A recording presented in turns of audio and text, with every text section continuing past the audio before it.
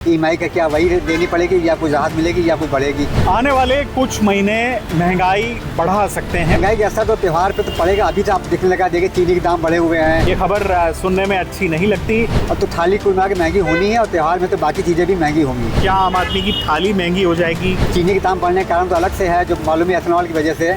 आने वाले कुछ महीने महंगाई बढ़ा सकते हैं और आम आदमी की थाली पर इसका असर हो सकता है।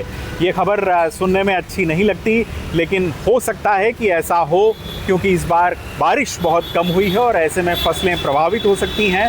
और एसबीआई ने जो स्टडी की है उससे इस बात की कहीं ना कहीं संकेत मिलते हैं। हमारे साथ अजीत खरे हमारे सहयोगी हैं जो कि इन गतिविधियों पर ख़ास तौर से कवर करते हैं।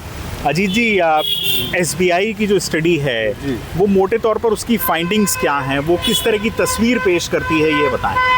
देखिए, इनकी जो रिपोर्ट आई है एसबीआई की, उनका ये कहना है कि जो बारिश जो है पूरे देश भर में औसत से जो है 13% कम हुई है। लेकिन जो खाद्य उत्पादन वाले राज्य हैं वहाँ पे, जैसे कि मान लीजिए कर्नाटक है, उत्तर प्रदेश है, पंजाब है, बिहार है, तो यहाँ पे भी एवरेज से और कम हुई है। मतलब कहीं 13, कहीं 18%, कहीं 28%, अलग राज्यों का अलग अलग हिसाब है। तो जाहिर सी बात है कि इसमें जो इसकी फसल है, अभी जो फसल है वो तो अभी कई से लग गई, लेकिन आगे जो जाड़े वाली फसल लगनी है, रबी फसल, उसमें दिक्कतें आएगी। तो उनका कहना है कि जो त्यौहार का मौसम आने वाला है, ख़ास तौर से अक्टूबर नवंबर का मौसम, जिसमें अब मान लीजिए दशहरा है, नवरात्र है, दिवाली है, आगे भी क्रिसमस, तो उसमें महंगाई की दर जो 6% से ज़्यादा जा सकती है।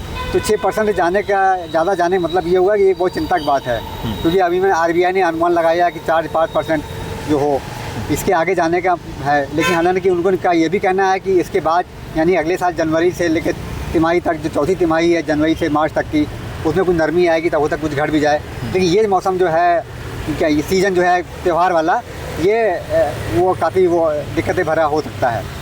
मैं आसान शब्दों में ये अगर आपसे पूछूं कि आम आदमी के जीवन के कितने आयामों पर इसका फ़र्क पड़ेगा? क्या आम आदमी की थाली महंगी हो जाएगी? कहाँ इसका फ़र्क पड़ेगा? देखिए, महंगाई का असर तो त्यौहार पे तो पड़ेगा। अभी तो आप दिखने लगा, देखिए चीनी के दाम बढ़े हुए हैं, प्याज के दाम बढ़ रहे हैं। हालांकि इनको रोकने के लिए तमाम प्रयास भी हो रहे हैं, सरकार कर रही है, बाकी लोग भी उसमें कि जैसे कुछ जमाखोरी ना हो प्याज की या चीनी की, उसके दाम, उसका चीनी के दाम बढ़ने के कारण तो अलग से है, जो मालूम है एथेनॉल की वजह से। लेकिन बाकी खाद्य सामग्रियों के दाम भी बढ़ रहे हैं, तो उसका भी देखने की बात है कितना असर आगे जाके पड़ेगा।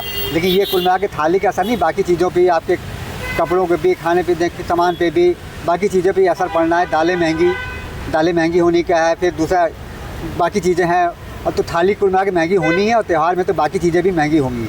मतलब न सिर्फ खाद्य सामग्री बल्कि बाकी चीज़ें। हाँ जी। तो क्या ईएमआई वगैरह पर भी इसका कोई इम्पैक्ट हम समझ सकते हैं, या अभी ये? देखिए, ईएमआई की बात तो उसमें है कि आरबीआई अगर अपनी जो उनकी जो रेपो रेट है वो अगर तो अभी तो स्थिर रखा हुआ उन्होंने, तो पिछले 2 बार से उन्होंने 3 बार से, आगे उसमें देखते हैं वो क्या विचार कर रहे हैं आरबीआई और तमाम विशेषज्ञ जो हैं कि जो मौद्रिक नीति उनकी आने वाली अगली आएगी, तो उसमें ये मालूम पड़ेगा कि वो क्या रेपो रेट क्या रखते हैं। उसके आधार पर ही तय होगा ईएमआई का क्या वही देनी पड़ेगी या कुछ राहत मिलेगी या कुछ बढ़ेगी, ये बात तय होगा। लेकिन सभी चीज़ों का आकलन सरकार भी कर रही है और आरबीआई कर रहा है। यहाँ एक बताने की बात यह है कि ये जो महंगाई जो आरबीआई इसमें एसबीआई ने जो इसमें रिपोर्ट दी है, उसमें मेन बात यह है कि बारिश कम होना है, अल नीनो का भी असर है। तो अल नीनो का असर तो पूरी दुनिया भर में है, इसमें कोई एक देश का तो है नहीं। तो जाहिर बात है बारिश जो है वो हर कंट्री में जो होने की जो संभावना है वो कम ही है। और अभी तक जो 21 अगस्त तक के जो रिकॉर्ड आए उसमें भी कमी हुई है। तो ये बारिश वाला कम होना एक बड़ा कारण है। दूसरा जो पश्चिमी एशिया का संकट था, उसमें हम लोग तेल का आयात करना पड़ा, सभी देशों को दिक्कतें आई, तो वो एक वजह रही कि उसका असर जो अभी तो युद्ध ख़त्म हो गया, लेकिन उसका असर जो है लंबे समय तक रहेगा। जैसे कि हमने एक बार पहले भी डिस्कस किया था, और वो चीज़ अब देखने को मिल रही है कि त्यौहार के मौसम में भी उसका भी असर देखने को मिलेगा, अल नीनो का असर भी है भी। तो कुल मिला के ये स्थिति ये है कि त्यौहार के मौसम में चीज़ें जब ज़्यादा डिमांड बढ़ती है, वैसे आप जानते हैं कि हर चीज़ डिमांड बढ़ेगी त्योहारों के मौसम में, तो वो उसका असर पड़ेगा, जाहिर सी बात है वो महंगा होगा। ये 6% जो आपने कहा, ये अक्टूबर नवंबर के आसपास की बात? हाँ, उनका अनुमान है ये कि 6 से पार कर सकता है ये, यानी दीपावली के मौसम में। हाँ, त्यौहार जब चल शुरू होगा, रक्षाबंधन शुरू होने वाला है, फिर इसके जन्माष्टमी, उसके बाद सब त्यौहार, फिर दशहरा आएगा, नवरात्र आएगा, इसके बाद जो है तो सारे त्यौहार आते जाएंगे। और उसमें जहाँ त्यौहार, भारतीय समाज में त्यौहारों को कितना महत्व है, हर आदमी कुछ ना कुछ खरीदता भी है, तो उसके देहात से सोने के दाम भी देखिएगा कहाँ जाएंगे, बाकी चीज़ों के दाम भी कहाँ जाएंगे, तो ये सब चीज़ें देखने की है और उस पर सबकी नज़र रहेगी उस पर।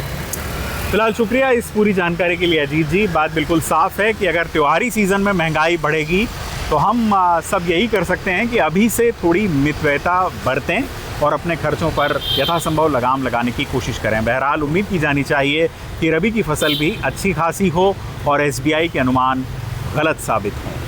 फिलहाल इस वीडियो में मेरे साथ इतना ही। मुझे अपने कैमरा पर्सन जाकिर के साथ दीजिए इजाज़त और अमर उजाला पर ऐसे ही दिलचस्प वीडियोस देखने के लिए आप बने रहें। इस वीडियो को लाइक करें, हमारे चैनल को सब्सक्राइब भी करें। नमस्कार। अगर आप ये वीडियो YouTube पर देख रहे हैं तो हमारे चैनल को सब्सक्राइब कर बेल आइकन दबाएं और Facebook पर देख रहे हैं तो हमारे पेज को लाइक करें।